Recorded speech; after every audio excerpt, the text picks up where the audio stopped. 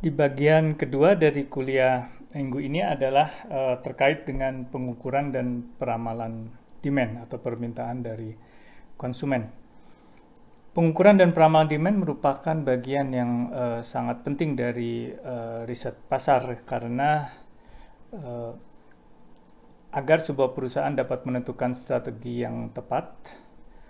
Salah satunya untuk memutuskan apakah masuk ke dalam sebuah pasar, mereka harus mendapatkan gambaran terlebih dahulu terkait dengan permintaan baik saat ini maupun proyeksi ke depannya atau beberapa tahun ke depan. Sebelum masuk ke pengukuran dan peramalan pasar, ada beberapa definisi dari pasar ya. Jadi kalau kita bicara pasar, sebenarnya banyak pengertian. Jadi supaya lebih presisi kita harus menggunakan istilah yang tepat. Nah, menurut buku Marketing Management Kotler, kalau kita bicara market atau pasar, itu bisa mengacu ke yang pertama adalah potential market.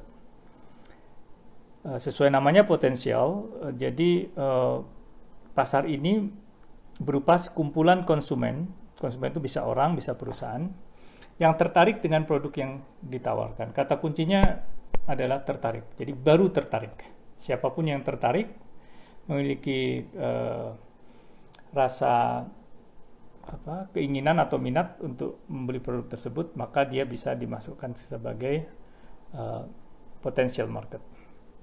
Nah, tetapi masalahnya tidak semua orang yang tertarik bisa membeli. Sebagai contoh, saya tertarik membeli atau memiliki Surface, Microsoft Surface. The problem is Microsoft Surface tidak masuk ke Indonesia secara resmi. Ya. Jadi saya adalah potential market, tetapi bukan available market bagi Microsoft. Kemudian qualified available market. Ya. Di antara yang available market itu tidak semuanya qualified. Ya, contohnya ada Tesla ya misalkan ya, tidak masuk ke Indonesia. Ya secara mass produk ya. Kalau sebagai special order dia bisa ya masuk ke importir khusus. Tetapi dibandingkan Toyota dia beda. Nah, jadi tetapi kalaupun masuk saya tidak sanggup beli Tesla misalkan seperti itu. Jadi saya potensial market untuk Tesla karena bagi saya mobil itu harus ramah lingkungan. Kemudian tetapi tidak available bagi saya. Seperti itu. Atau misalkan kalau masuk ya jadi available tetapi saya tidak sanggup seperti itu ya membelinya misalkan seperti itu. Contoh yang lain adalah yang paling umum adalah alkohol dan rokok. Ya. Untuk yang berusia di bawah 18 tahun tidak bisa membeli rokok meskipun anak SMP kepingin merokok, dia punya uang bisa beli tetapi dia tidak boleh secara hukum. Jadi dia tidak qualified meskipun available. Nah, ada lagi target market. Target market itu bagian dari qualified available market yang ingin disasar oleh perusahaan. Ya. Misalkan contohnya minuman bir yang light gitu ya. Oke, usianya di atas 20 tahun bisa beli bir, tetapi tidak semua orang di atas usia 20 tahun yang disasar perusahaan bir ini. Mereka menyasar orang yang bergaya hidup sehat misalkan ya. Misalkan ya, karena light gitu ya. Sekali-sekali minum untuk kepentingan sosial nggak apa-apa. Jadi sekali lagi target market adalah bagian dari qualified available market. Nah, baru istilah terakhir adalah penetrated market, yaitu kumpulan konsumen yang membeli produk yang ditawarkan oleh sebuah perusahaan. Jadi target market yang pada akhirnya membeli itu disebut dengan penetrated market yang bisa dipenetrasi. Ya, jadi kalau kita gambarkan yang paling besar potensial, kemudian available, di antara available ada qualified, di dalam qualified ada target, di dalamnya ada penetrated. Makin lama makin kecil ya. Klasifikasi pasar juga bisa dilihat dari beberapa kategori yang lain ya. Misalkan dari tingkatan produk, waktu, dan ruang. Nah, kalau tingkatan produk, kalau kita bicara produk, itu bisa yang paling detail itu adalah yang disebut dengan product item sales. Itu biasanya ada istilahnya SKU, stock keeping unit ya. Contohnya susu ultra 200 ml rasa stroberi, misalkan seperti itu. Nah, kemudian di atasnya ada product form. Nah, bentuknya mungkin itu tadi ya, 200 mili atau 250 atau 1 liter ya. Di atasnya lagi ada product line. Nah, itu tadi susu ultra, selain susu ultra, produsennya apa? Ultra Jaya juga menjual mungkin susu, saya nggak tahu, ada merek lainnya yang pasti ya, yang atau susu apa mini gitu ya, yang buat bayi apa anak kecil, itu bisa dianggap sebagai produk lain yang berbeda. Atau keju craft ya,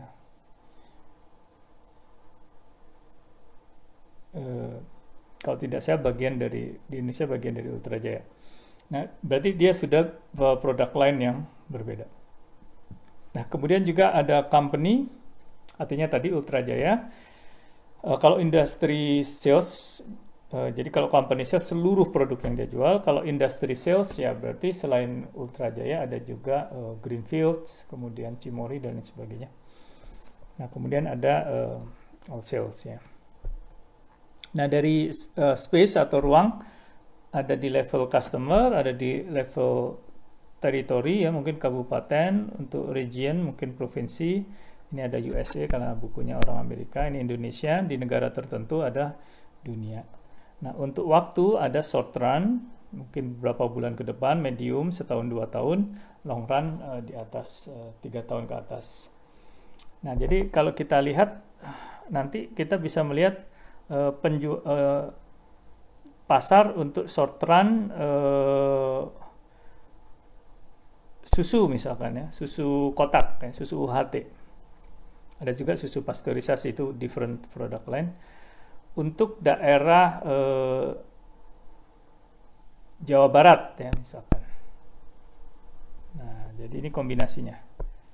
Itu adalah pasar susu UHT untuk Jawa Barat dalam jangka waktu pendek, 6 bulan ke depan sampai setahun ke depan.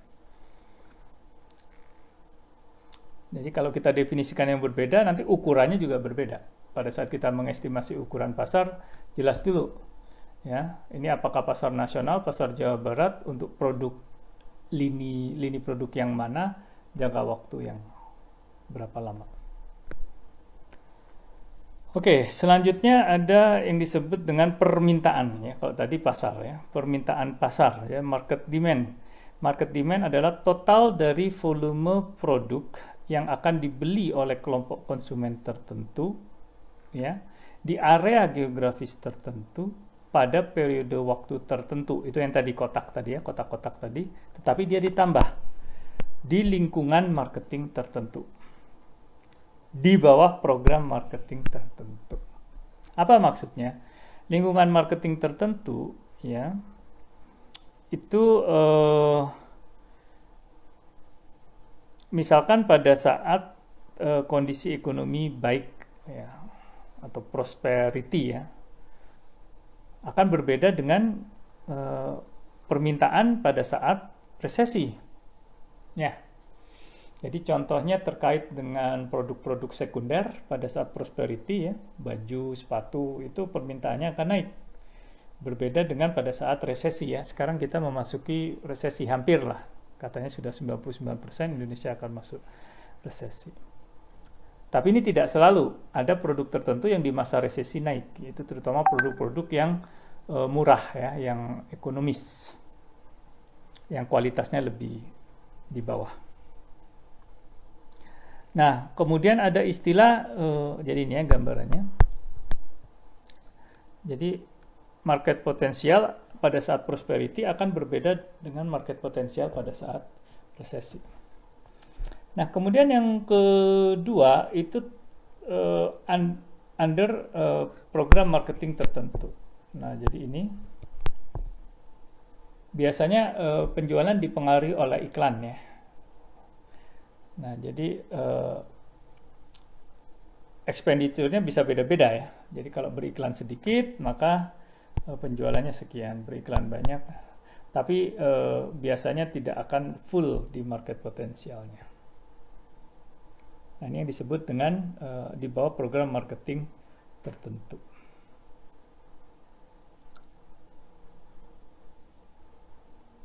Nah, ini gambar ini yang biru itu disebut dengan market demand function.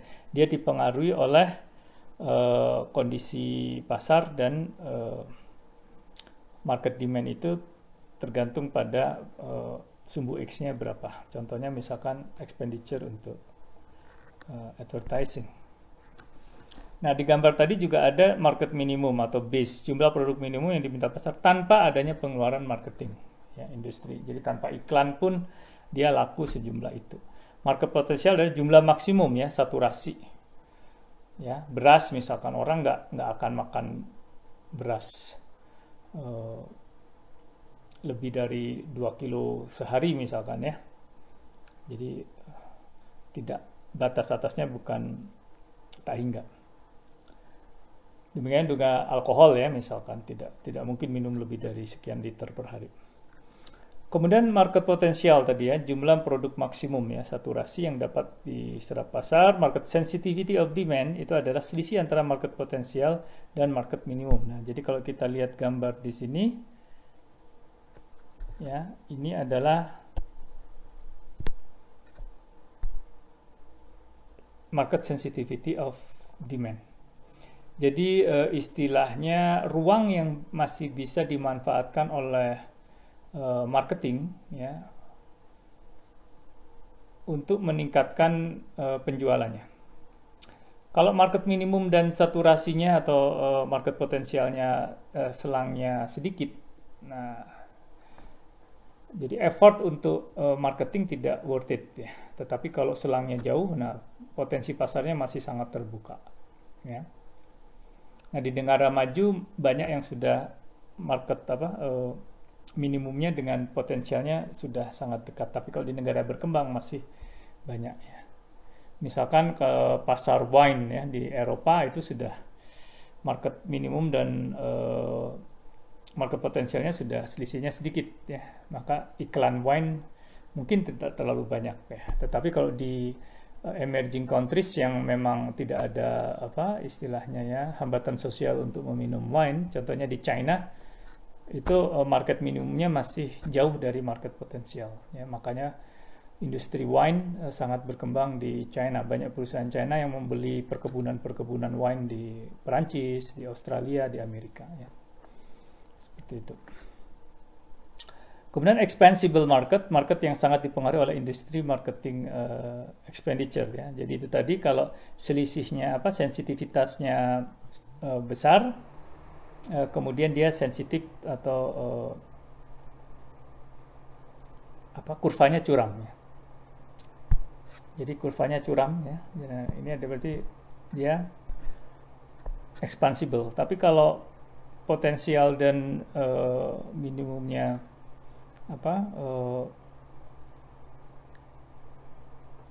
gapnya besar tetapi sangat landai, itu artinya butuh expenditure yang sangat-sangat besar untuk mencapai full potensialnya.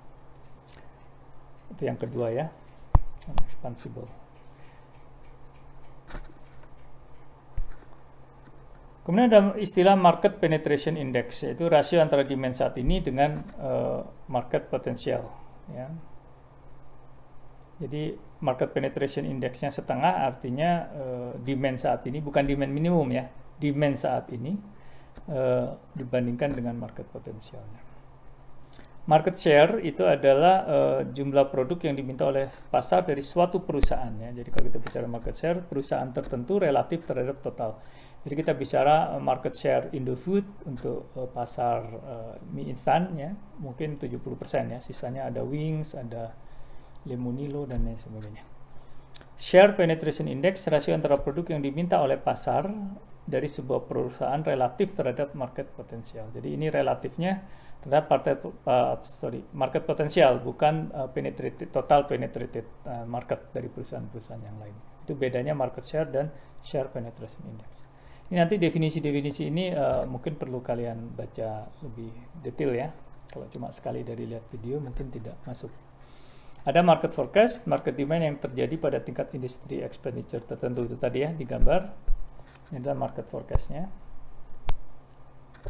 Ya, jadi kalau perusahaan mengeluarkan iklan sekian, maka demand-nya sekian. Tapi itu masih forecast ya. Product penetration percentage, persentase kepemilikan sebuah produk atau jasa dalam sebuah populasi. Nah, ini biasanya untuk yang durable ya. Jadi product penetration. Jadi kita bicara produk apa, televisi, kulkas, mobil itu. Internet ya, product penetration percentage. Company demand, perkiraan share atas market demand dari sebuah perusahaan pada suatu level marketing effort oleh perusahaan tersebut pada periode tertentu ya. Jadi kalau perusahaan tersebut belanja iklan sekian, ya tidak harus iklan sih ya, belanja promosi ya, atau research and development dan sebagainya, maka company demand pada periode tertentu akan mencapai angka sekian. Itu yang disebut dengan company demand. Ada company sales forecast, perkiraan tingkat penjualan sebuah perusahaan berdasarkan sebuah marketing plan tertentu pada kondisi lingkungan marketing tertentu. Ya. Jadi biasanya dalam marketing plan ada skenario-skenario ya. Dari skenario itu misalkan jumlah ikan sekian, kemudian tenaga salesnya berapa orang, kemudian memiliki channel di berapa supermarket. Nah, kalau itu dipenuhi maka forecast penjualannya sekian, itu disebut dengan company sales forecast. Ada company sales potensial, itu maksimumnya ya. Jadi kalau effort marketingnya ditingkatkan secara maksimum, tetapi nggak mungkin ya semua pasar dia miliki, itu disebut sebagai company sales potensial. Ada total market potensial, maksud penjualan yang dapat diperoleh oleh seluruh perusahaan pada suatu periode pada tingkat marketing effort dan kondisi tertentu. Nah, ini contohnya, jika 250 juta orang Indonesia membeli pakaian rata-rata 4 pasang per tahun ya. Jadi setahun ada 1 miliar pakaian, pasang pakaian. Ya, kalau harganya rata-ratanya 100.000, maka total market potensial pakaian di Indonesia itu 100 triliun rupiah. Dari 100.000 dikali 1 miliar ya. Jadi ada 100 triliun rupiah. Tapi tentu saja ini asumsi ya. Nah, pertanyaannya bagaimana kita mengestimasi permintaan pasar? Ini sebenarnya contoh dapat dari mana angka 100 triliun rupiah. Itu bisa digunakan yang namanya chain ratio ya. Contohnya caranya adalah mengkalikan sebuah angka awal dengan satu rangkaian rasio persentase penyesuaian. Ini contohnya. Misalkan ditanya berapa total potensial market untuk minuman ringan berkarbonasi di Indonesia dalam 1 tahun ya. Nah, jadi kita bisa mulai dengan ini yang chain-nya ya. Kita mulai dengan total penduduk Indonesia. Berapa? Let's say 300 juta. Dikali dengan persentase penduduk Indonesia yang bisa minum minuman berkarbonasi, berapa persen? Bayi nggak bisa minum ya. Mungkin balita di bawah 5 tahun sama orang tuanya nggak boleh ya. Jadi kita buang ya. Tinggal dewasanya 95%. Dari 95% dewasa, mungkin penduduk Indonesia sekitar 10% diabetes, misalkan ya. Jadi asumsi yang diabetes tidak boleh minum. Jadi tinggal 81% ya, misalkan seperti itu. Nah, angka-angka jumlah balita, orang diabetes itu tentu kalau kita punya waktu kita bisa cari datanya dari BPS atau Departemen Kesehatan. Oke, dikali 81% ya. Nah, terus tidak semua penduduk Indonesia punya akses ke minuman berkarbonasi ya, misalkan di pulau-pulau terpencil dan lain sebagainya. Di desa-desa terpencil, oke, katakanlah hanya 95%-nya yang bisa mendapat akses.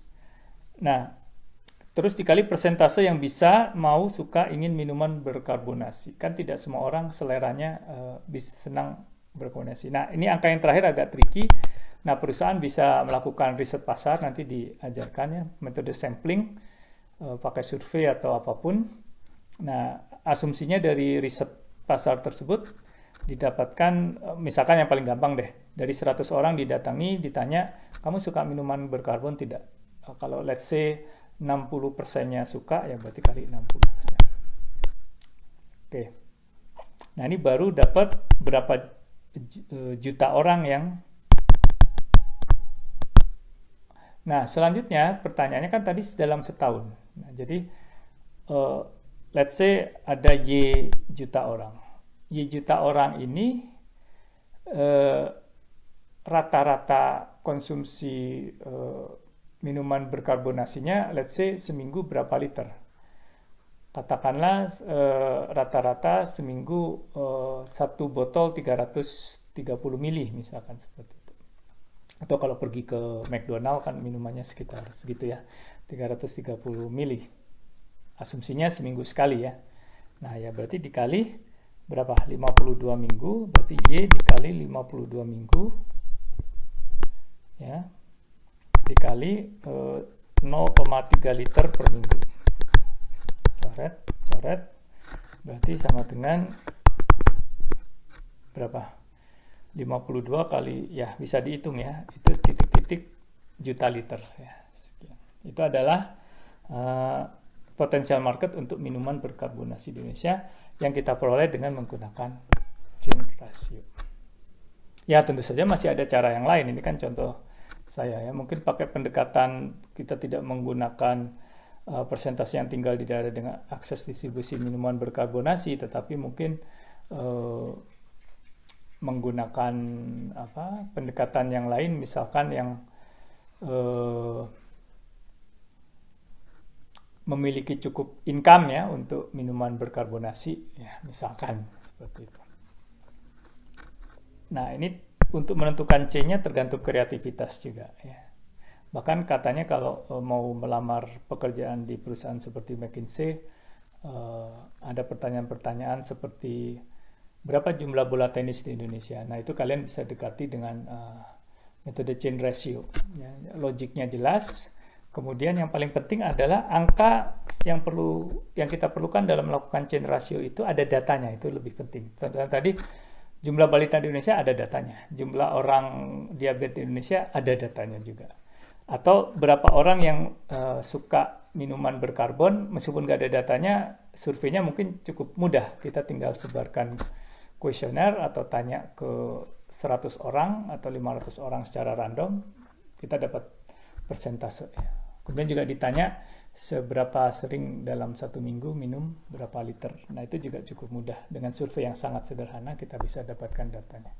Jadi chain ratio ini bisa dilakukan dengan cukup mudah dan hasilnya mungkin lumayan reliable.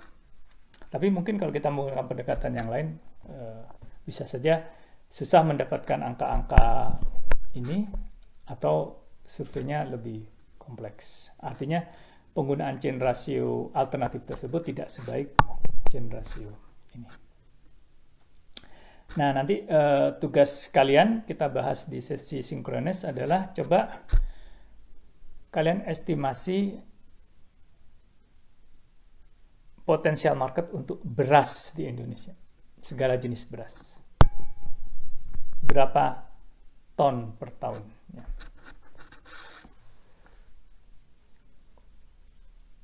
Nanti kita bandingkan dengan data yang aktual. Oke, berikutnya kita masuk ke bagian forecasting ya. Jadi kalau forecasting itu kita mengestimasi pasar bukan sekarang, tetapi di masa depan. Ya. Kalau masa depan artinya angkanya bisa beda-beda. Tahun 2021 akan berbeda dengan 2022, berbeda dengan 2023 dan seterusnya. Nah, forecasting untuk market bisa menggunakan metode kualitatif ataupun metode kuantitatif ya.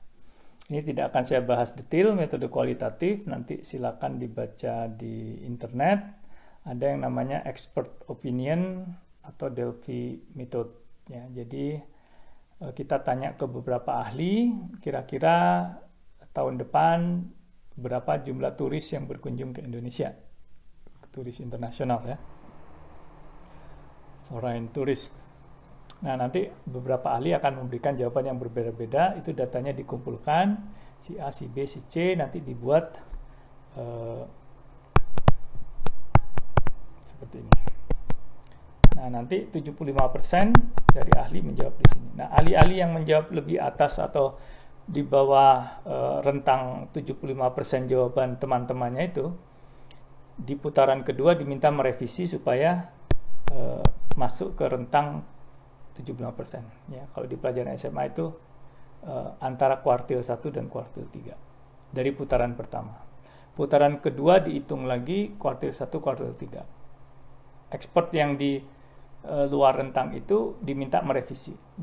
In this way akan konvergen ya. Jadi putaran kedua tentu lebih sempit lagi. Putaran ketiga lebih sempit lagi. Nah, sampai rentangnya cukup kecil ya, konvergen. Yang kedua, users expectation ya. Ini misalkan contohnya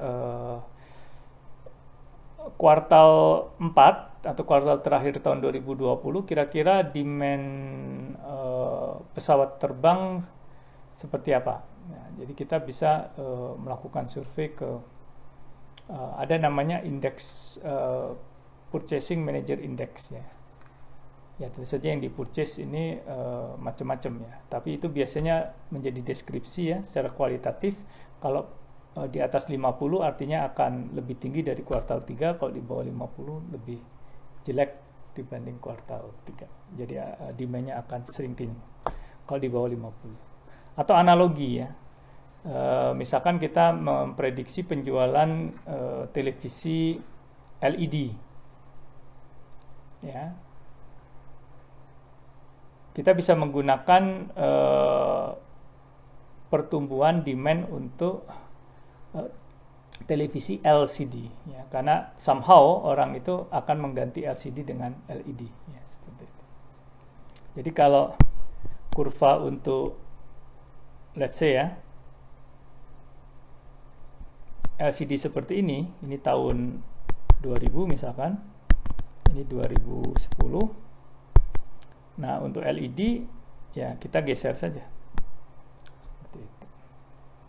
Kan orang nggak mungkin terus punya TV 3 ya, kalau LCD-nya 1 LED-nya 3 kan, tidak seperti itu. Jadi kita bisa menggunakan analogi. Nah, kemudian metode kuantitatif ini yang akan kita pelajari lebih dalam. Kita bisa menggunakan metode kausal atau yang disebut dengan metode struktural, atau menggunakan metode-metode time series atau black box. Nah, metode kausal dibandingkan dengan time series ya. Jadi kalau kausal namanya juga kausal ya. Jadi kita mengasumsikan variabel independen itu mempengaruhi atau menyebabkan variabel dependen ya. Nah, jadi variabel dependen dapat diramalkan atau dijelaskan oleh variabel independen melalui serangkaian persamaan struktural. Nanti kita lihat ya. Jadi contohnya seperti ini biar kalian ada gambarannya. Misalkan kita meramalkan Y. Jadi Y itu misalkan ya A plus B X1 ya, plus C X2 misalkan. Nah, nanti kita bisa ada X1 itu sama dengan D plus X3. Seperti ini. Ya, X3 sendiri itu misalkan F plus G X4 plus H X5. Nah, jadi kalian lihat ya. Jadi ini Y diramalkan dari X1, X1 diramalkan dari X3, X3 diramalkan dari X4 dan X5. Ini bisa panjang ya. Jadi kalau model-model ekonomi itu bahkan bisa sampai lebih dari puluhan persamaan, 20-30 persamaan. Itu termasuk model sederhana ya kalau di ekonomi. Bahkan bisa sampai ratusan bahkan ribuan persamaannya untuk sampai ke satu angka yang ingin kita ramalkan. Nah, itu disebut dengan model-model kausal struktural. Nah, tetapi memang model struktural itu nggak selalu bagus ya. Satu, dia kompleks. Kemudian yang kedua, dalam sejarahnya sempat beberapa kali mengalami kegagalan ya. Misalkan di era 70-80 tidak bisa meramalkan resesi. Atau yang lebih baru di tahun 2008, model-model struktural tidak mampu meramalkan adanya krisis finansial dunia ya. Ya mungkin kalian masih kecil ya, tahun 2008 Indonesia dan juga Indonesia tidak terlalu terdampak, tetapi kalau di Eropa, di Amerika waktu itu saya sedang di Belanda, terasa sekali ya ada krisis finansial. Malah jadi orang Indonesia enak karena rupiah kuat waktu itu. Saya masih ingat euro di bawah 11.000 ya, 10.000. Sekarang euro 17.000. Oke ya, dua sebab kegagalannya kenapa? Ya karena model-model ini mengasumsikan apa yang terjadi di masa silam masih berlaku di masa sekarang ya. Atau kalau kalian masih ingat regresi itu ada term error ya. Asumsinya di situ kemarin apa? Error random. Nah, menjadi problem kalau errornya tidak random. Dan ada lagi satu asumsi ya, kalau masih ingat di pelajaran statistika 2, error tidak saling berkorelasi. Nah, bagaimana kalau error saling berkorelasi? Nah, asumsinya dilanggar, hasil peramalannya bisa kacau balau. Ya, jadi sekali lagi kalau kita punya model itu punya asumsi, asumsinya dilanggar, nah kita berisiko untuk mengalami hal-hal yang buruk. Dalam hal ini ramalan kita meleset, dan melesetnya bisa sangat jauh. Perbedaan metode kausal dengan time series. Kalau dalam metode time series, variabel dependent diasumsikan hanya merupakan fungsi dari variabel tersebut, variabel itu sendiri di masa lalu. Ya. Jadi berapa jumlah minuman berkarbon yang terjual minggu ini tergantung minggu lalu jumlahnya berapa. Atau 2 minggu yang lalu berapa, seperti itu. Atau begini, kalau kita ingin meramalkan pertumbuhan GDP Indonesia di kuartal 3, itu hanya diramalkan dengan pertumbuhan GDP di kuartal 2, kuartal 1, kuartal 4 tahun 2019 dan seterusnya. Atau kalau kita meramalkan harga emas, ya kita hanya menggunakan harga emas di hari kemarin, 2 hari lalu, 3 hari lalu, dan seterusnya dan seterusnya. Itu yang disebut dengan time series. Meramalkan harga emas dengan menggunakan variabel harga emas juga. Memang bedanya harga emas di hari-hari sebelumnya yang disebut dengan lag, ketinggalannya. Seperti itu. Nah, ini contoh model kausal struktural. Misalkan saya jadi Pelindo ya, atau JICT, Jakarta International Container Terminal, ingin mengembangkan terminal peti kemas ya. Pertanyaannya, berapa luasan yang harus saya sediakan, berapa alat? Nah, itu kan tergantung 5 tahun lagi, 10 tahun lagi demand-nya seperti apa. Jadi kalau demand-nya naik sekali, mungkin saya perlu reklamasi, tapi kalau demand-nya segitu-gitu saja, saya tidak perlu reklamasi misalkan. Nah, jadi penting sekali kita meramalkan demand di masa yang akan datang. Nah, ini permintaan jasa penanganan peti kemas dipengaruhi oleh volume ekspor ya, logikanya ya. Semakin banyak ekspor, peti kemas yang dibutuhkan semakin banyak. Dan juga impor, karena kita nggak cuma mengirim tetapi juga mendatangkan barang ya. Jadi barang juga datang dalam peti kemas. Jadi volume ekspor dan volume impor. Maka demand itu fungsi dari volume ekspor dan volume impor. Nah, tetapi di sisi lain, volume ekspor impor juga dipengaruhi oleh pertumbuhan ekonomi. Ya, jadi ekspor itu fungsi dari growth, GDP growth, impor juga fungsi dari GDP growth. Jadi secara tidak langsung, D itu fungsi dari G. Seperti ini. Nah, jadi bagaimana ini model?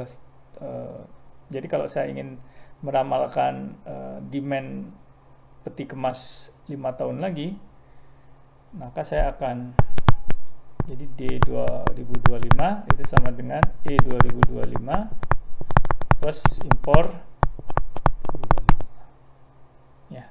Tetapi saya meramalkan ekspor 2025 itu sama dengan A plus B growth. Misalkan ya.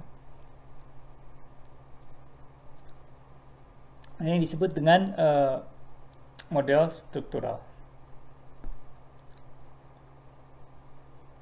Contoh yang lain adalah model respon pasar ya. Permintaan kamar di sebuah hotel dipengaruhi oleh kunjungan total turis ya, misalkan harga hotel itu sendiri, harga hotel pesaing, dan season. Nah, jadi misalkan saya ingin meramalkan berapa sih jumlah demand kamar di Desember total ya, market potensial kamar di bulan Desember tahun 2020. Nah, berarti pertama kunjungan turis itu ada berapa sih? Ya, misalkan bisa pakai data masa lalu. Kemudian harga hotel sendiri, hotel saya harganya berapa? Hotel pesaing harganya berapa? Nah, terus seasonnya seperti apa? High season, low season. Ya. Kalau akhir tahun berarti high, berarti nilainya 1. CP harga pesaing berapa? Nah, di sini B2 seharusnya negatif. Kenapa? Ya, kalian sudah belajar di ekonomi manajerial ya. Semakin tinggi harga yang kita tawarkan, maka demand kita makin turun. Tapi B3 apa? Positif atau negatif? B3 harusnya positif. Kalau pesaing kita menaikkan harga, demand terhadap produk kita akan naik. Karena mungkin sebagian dari pelanggan pesaing pindah ke kita. Nah, berapa angka B1, B2, B3 ini? Nah, kalau kita tahu B1, B2, B3, dan B4, tentu saja juga dengan B0, kita bisa mengestimasi demand di season tertentu pada saat pesaing kita menjual dengan harga sekian, dan kalau kita menjual dengan harga sekian. Maka kita bisa mengestimasi atau memforecast demand dari pasar sebagai respon atas harga kita, harga pesaing. Nah, ini ada model time series. Sekali lagi, model time series itu hanya menggunakan variabel itu sendiri, tetapi di masa silam ya, lag. Nah, karena jadi pertanyaannya, kenapa kok harga emas bulan depan jadi Rp1.050.000 per gram? Ya, karena harga-harga sebelumnya menunjukkan tren seperti ini.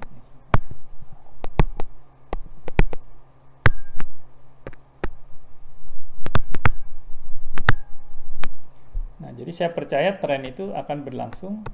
Ini misalkan sekarang ya. Nah, jadi kalau saya tahu persamaannya ya seperti ini ya, tinggal saya ekstrapolasi, namanya ekstrapolasi ya. Tinggal saya ekstrapolasi di sini. Ini berapa? Seperti itu. Saya hanya butuh T ya, variabel T, waktu. Nah, jadi kita bisa menggunakan regresi linear ya. Kalau dia linear ya, kalau nggak linear pun masih bisa dilinearisasi ya. Kalau masih ingat pelajaran di statistika 2. Jadi kalau bentuknya log atau seperti ini kita bisa linearisasi. Kalau tidak linear, growth ya, growth itu tidak linear. Jadi kalau setiap tahun naik 5%, ya, pertumbuhannya nggak linear lagi, tapi eksponensial ya, seperti ini. Nah, tapi itu bisa dilinearkan kan sebenarnya ini ya. Jadi cara melinearisasinya demand di tahun plus 1 dibagi tahun ini, tahun depan dibagi tahun ini. Lagi kalau tahun depan 120, tahun ini 100, berarti growth-nya berapa? 20 per 100, 0,2. Nah, jadi demand di tahun depan sama dengan growth dikali ini. Ya, G-nya bukan 0,2, berarti 1,2 ya. 1 ditambah 20% ya. 120% ya. Tahun depan penjualannya 120%. Growth-nya 20%, tetapi G-nya 1,2. Kita bisa mengasumsikan growth konstan. Ini contoh ya. Kalau growth-nya diasumsikan konstan, misalkan penjualan 2015 ada 15, 2010 adalah 5. Ya. Jadi selama 5 tahun itu growth-nya adalah 15 dibagi 5. Ya.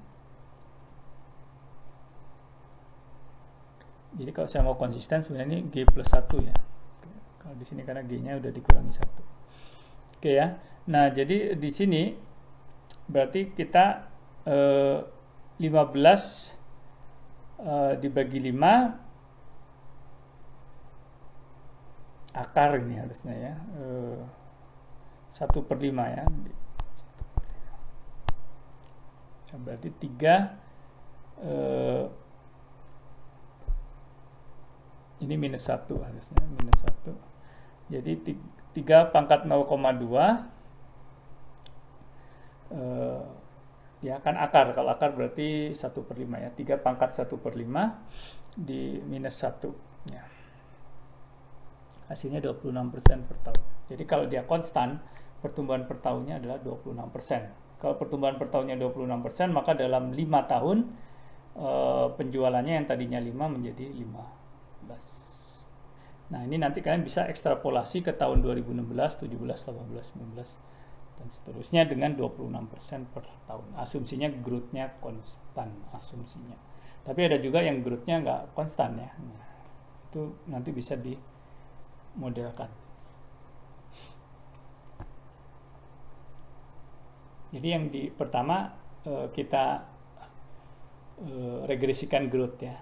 Jadi growth-nya kita plot ya. Growth di 2000. Nah, kalau tadi growth-nya asumsinya 26% per tahun ya. Jadi konstan, growth-nya konstan. Ini growth ya. Tapi bisa juga growth tidak konstan. Atau bisa seperti ini growth ya. Atau turun. Karena saturated bahasanya. Jadi kalian bisa regresikan dulu growth terhadap T, growth-nya ketemu, baru dimasukkan ke persamaan ini. Nanti ada latihannya ya. Saya tulis di rencana kuliah. Nah, model time series dan causal bisa digabung. Contohnya tadi ya, kembali ke contoh demand peti kemas. Masih ingat, demand itu fungsi ekspor dan impor. Ya. Tetapi ekspor dan impor bisa diprediksi DT ya. Itu bisa pakai model time series. Ya, jadi ekspor diprediksi dengan time series, impor juga diprediksi dengan time series. Sedangkan DT itu fungsi dari ekspor dan impor. Jadi segini deh. D itu model kausalnya adalah A plus B ekspor plus C impor. Ini struktural. Ya.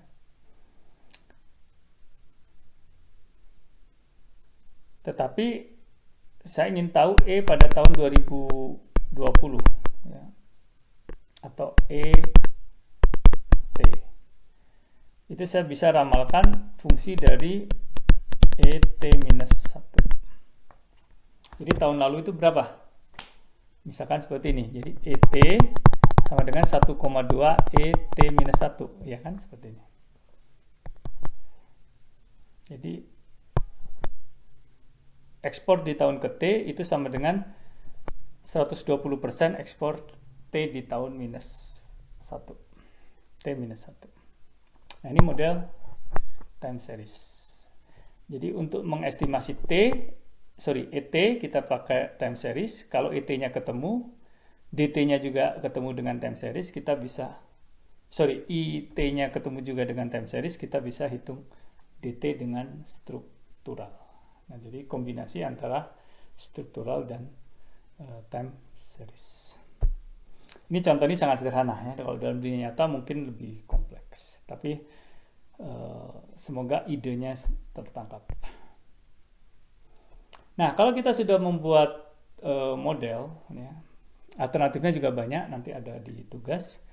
Kita bisa membandingkan model mana yang baik, apakah linear, kemudian eksponensial, ya, misalkan itu kan spesifikasi ya, spesifikasinya bisa linear, bisa eksponensial, bisa kausal, bisa time series. Nah, kita bisa membandingkan dengan melihat kebaikan model peramalan.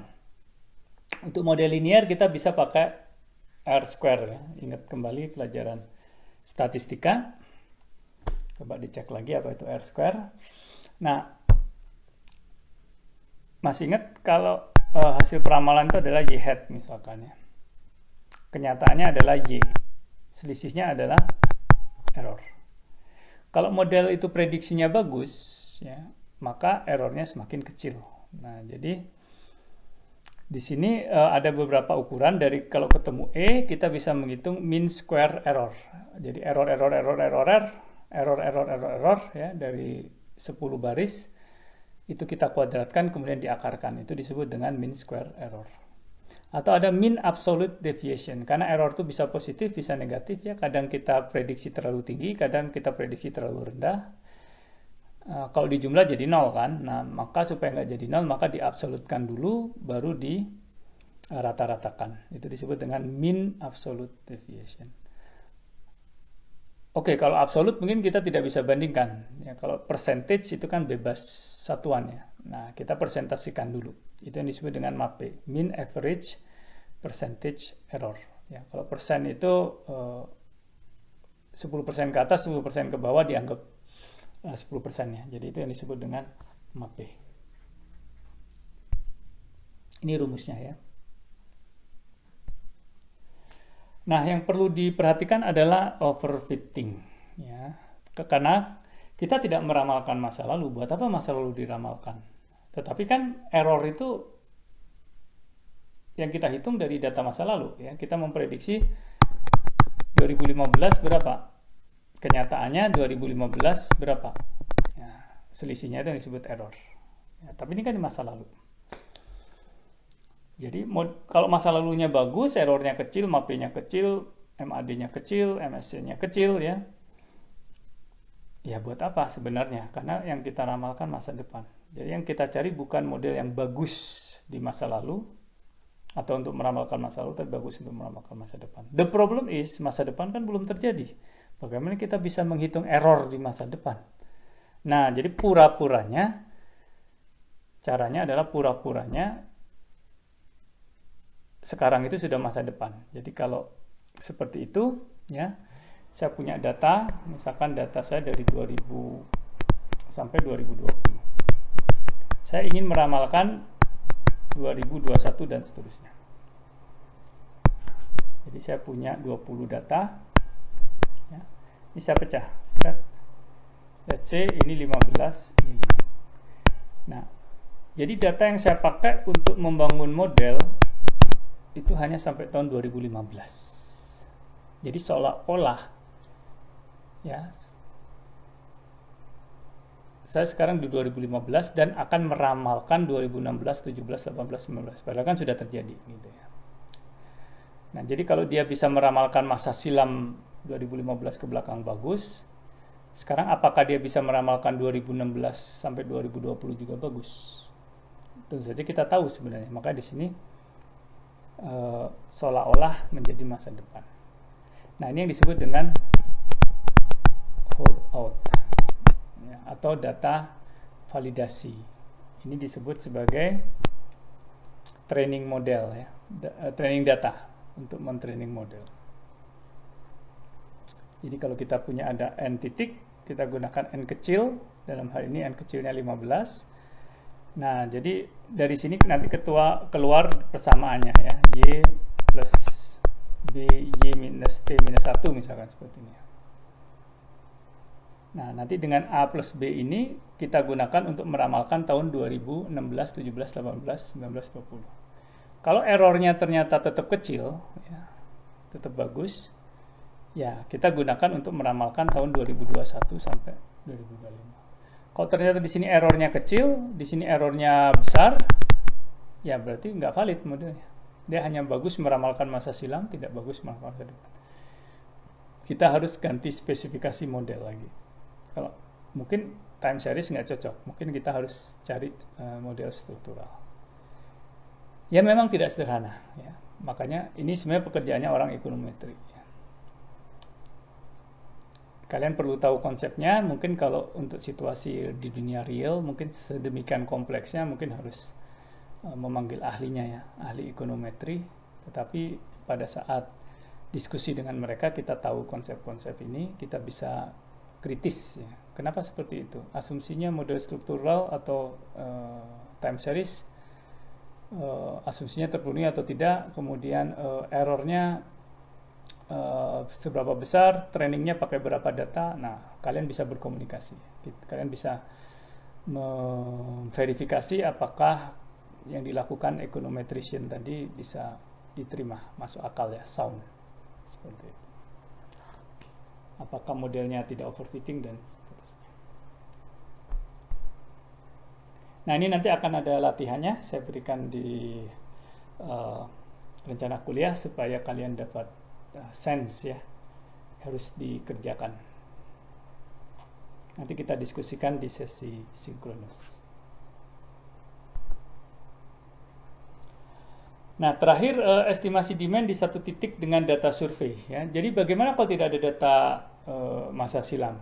Ya ini sebenarnya bukan data sekunder lagi, tapi karena kita bicara forecasting, saya masukkan di sini. Nah, jadi kalau tidak ada data sekunder, kita bisa menggunakan survei sebagai proxy. Ya, ini waktu itu saya pernah membantu mengestimasi demand peti kemas untuk dry port ya. Kalau kalian pernah naik kereta api ke Cikarang, di daerah Cikarang nanti di sisi kiri atau kanan ya, tergantung dari Jakarta atau Bandung, akan ada tumpukan peti kemas, itu namanya dry port ya. Dry port, pelabuhan di tengah darat ya. Nah, waktu itu sebelum bisnis itu diputuskan berjalan, kita diminta untuk mengestimasi pasar peti kemas. Kenapa harus ada dry port? Nah, jadi pabrik Cikarang nggak perlu mengirim peti kemasnya sampai Tanjung Priok, cukup dikirim ke dry port, nanti dry port yang mengurus sampai ke Tanjung Priok ya. Jadi nggak perlu pusing-pusing ya. Rencananya menggunakan kereta api ya, jadi tidak terkena macet.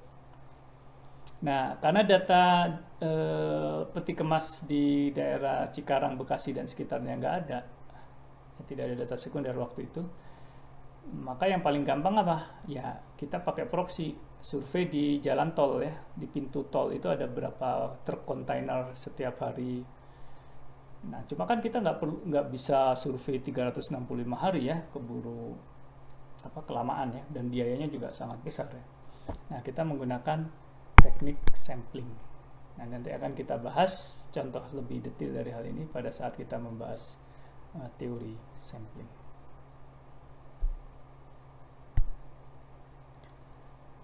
Oke, ini cuma opsional saja untuk pengetahuan. Untuk produk-produk yang sifatnya baru ya, atau innovation product, new product, pola masa lalu hampir tidak terjadi di masa depan ya. Untuk itu kita butuh satu kelas model yang berbeda. Nah, untuk ini yang paling banyak dipakai yang disebut dengan BUS model ya, model diffusion of innovation. Ini modelnya berbeda, estimasinya juga pengembangan metode estimasinya juga menggunakan prinsip persamaan diferensial ya, cukup kompleks ya. Nanti akan saya berikan link atau video tersendiri terkait dengan model BUS yang bisa kalian tonton, tapi mungkin ini agak opsional ya, tambahan saja. Baik, dengan demikian berakhirlah kuliah lecture online kita untuk minggu ketiga. Nanti kita akan bahas di sesi sinkronis terkait dengan tadi ada dua ya tugas. Yang pertama mengestimasi pasar beras di Indonesia dengan metode chain ratio, dan yang kedua adalah meramalkan permintaan demand peti kemas dengan data yang diberikan di MS Team ya, saya upload di sana. Baik, sampai ketemu lagi di sesi sinkronis.